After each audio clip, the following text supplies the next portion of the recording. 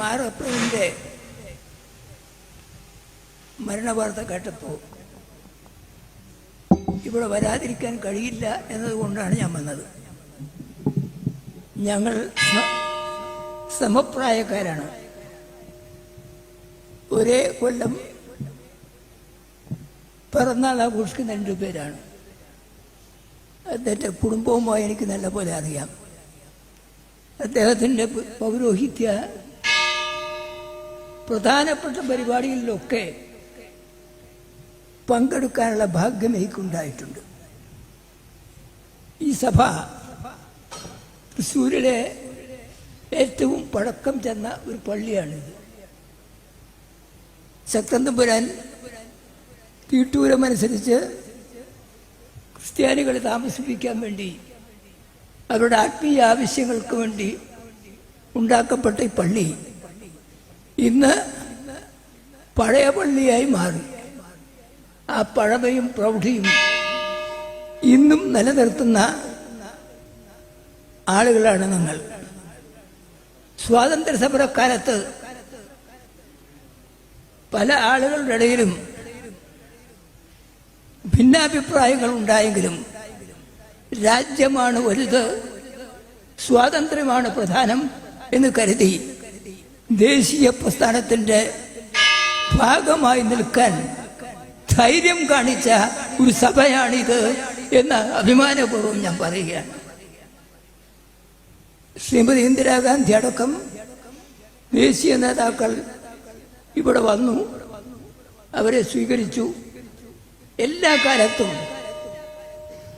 ആ ഈസ്റ്റ് എന്ന ആ വികാരം നിലനിർത്തുന്ന ഉത്ബുദ്ധമായ ഒരു സമുദായം, തൃശ്ശൂരിൻ്റെ വളർച്ചയിൽ വലിയ സംഭാവനകൾ ചെയ്ത ഒരു പ്രസ്ഥാനം, അതിൻ്റെ അമരക്കാരനായി വർഷങ്ങളോളം ചുമതല ഏറ്റെടുത്ത് ലോകത്തെമ്പാടുമുള്ള രാജ്യങ്ങളിൽ ഈ തൃശ്ശൂരിൻ്റെ മഹിമ വിളിച്ചോദിച്ച ഒരു പുണ്യാത്മാവാണ് മാറപ്രേം.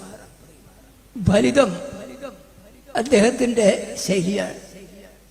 എത്ര ഗൗരവമുള്ള സന്ദർഭത്തിലും ഫലിതപൂർണമായ സംസാരം കൊണ്ട് ആളുകളെ ആകർഷിക്കാനുള്ള കഴിവ് അപാരമാണ്. ഓരോ കൊല്ലത്തിലും ഓരോ പുസ്തകം പ്രസിദ്ധീകരിച്ച ആളാണ്. മരണം വരെ വിദ്യാർത്ഥിയായിരുന്ന ഒരാൾ. പറഞ്ഞു പോയാൽ നിരവധി കാര്യങ്ങൾ എനിക്ക് പറയാനുണ്ട്. സന്ദർഭം ഇതല്ല.